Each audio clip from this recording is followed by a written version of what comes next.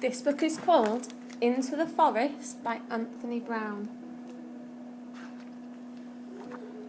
One night I was woken up by a terrible sound.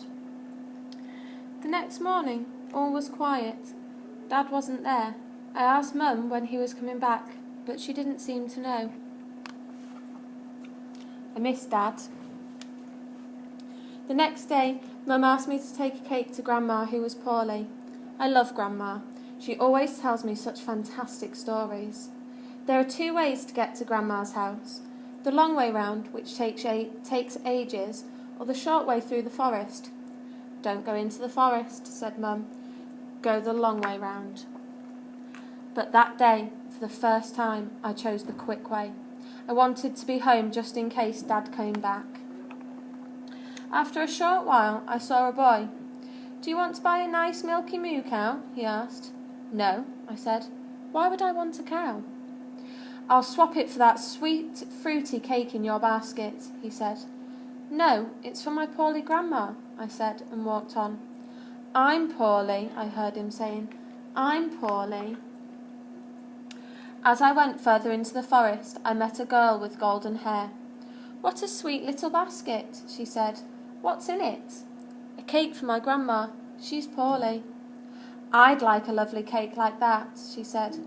I walked on and could hear her saying, But it's a lovely little cake. I'd like one like that. The forest was becoming darker and colder, and I saw 2 other children huddling by a fire. Have you seen our Dad and Mum? The boy asked. No. Have you lost them? They're cutting wood in the forest somewhere, said the girl, but I wish they'd come back. As I walked on, I could hear the dreadful sound of the girl crying. But what could I do? I was getting very cold and wished that I'd brought a coat. Suddenly, I saw one. It was nice and warm, but as soon as I put it on, I began to feel scared. I felt that something was following me. I remembered a story Grandma used to tell me about a bad wolf. I started to run, but I couldn't find the path. I ran and ran deeper into the forest, but I was lost. Where was Grandma's house? At last, there it was. I knocked on the door and a voice called out, Who's there? But it didn't really sound like Grandma's voice. It's me. I've brought a cake from Mum. I pushed the door open a little.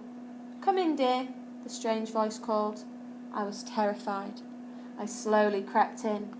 There in Grandma's bed was... Grandma! Come here, love, she sniffed. How are you? I'm all right now, I said. Then I heard a noise behind me and turned around. Dad! I told them everything that had happened. We had a hot drink and I ate 2 pieces of Mum's delicious cake. Then we said goodbye to Grandma, who was feeling much better. When we got home, I pushed open the door. Who's there? A voice called. It's only us, we said, and Mum came out, smiling.